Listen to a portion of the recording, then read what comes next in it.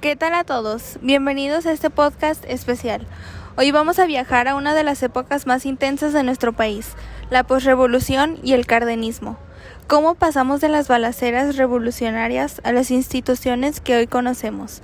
Me acompañan Fernando y Pozas. Empecemos. Hola, es un gusto. Para entrar en calor hay que decir que en 1920 México estaba en pedazos. La revolución dejó más de 1 millón de muertos y una economía por los suelos.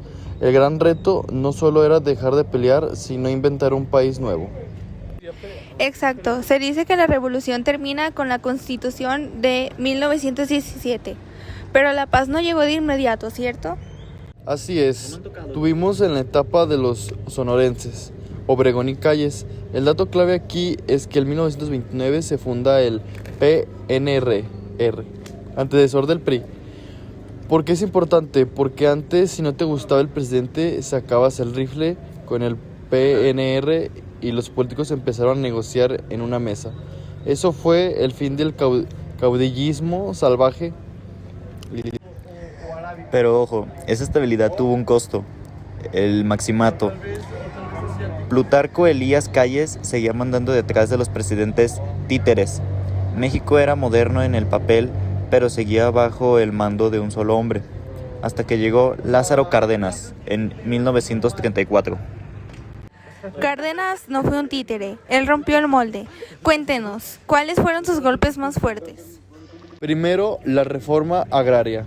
Cárdenas no solo prometió tierra, la entregó, repartió 18 millones de hectáreas a los campesinos, casi el doble de lo que había repartido hace 20 años. Creó el ejido colectivo como La Laguna o el Valle de Yaqui. Y no podemos olvidar la expropiación petrolera del 18 de marzo de 1938. No fue solo por el petróleo, fue un acto de soberanía. Las empresas extranjeras trataban mal a los obreros mexicanos y Cárdenas dijo, hasta aquí. Además, fundó la IPN para que los hijos de obreros tuvieran educación técnica y otro nivel.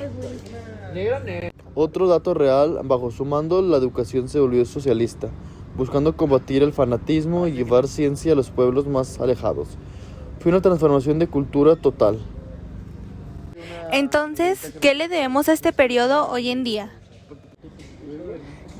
Cárdenas le dio al presidente un poder casi total, pero también creó grandes organizaciones como la CTM y la CNC. Esto dio orden, pero también creó un sistema donde el gobierno controlaba todo, lo que le llamamos Estado corporativo. La gran consecuencia es que México entró al siglo XX como una nación industrializada. Se dejó de exportar solo materias primas y se empezó a pensar en una industria nacional. Mi conclusión es que Cárdenas fue el último gran idealista de la revolución. Aunque su sistema de su partido único trajo problemas después, su enfoque en la soberanía y la justicia social sigue siendo la base de lo que muchos mexicanos esperan hoy de su gran gobierno. Yo me quedé con que la posrevolución nos enseñó a las instituciones son más fuertes que los hombres. Pasamos de un México de generales a un México de leyes y escuelas. Personalmente, creo que entender esta etapa es entender por qué México es como es. Un país que siempre busca equilibrio entre su libertad y su justicia social. Gracias por escucharnos. Esto fue un breve viaje por la historia que nos construyó. Hasta la próxima.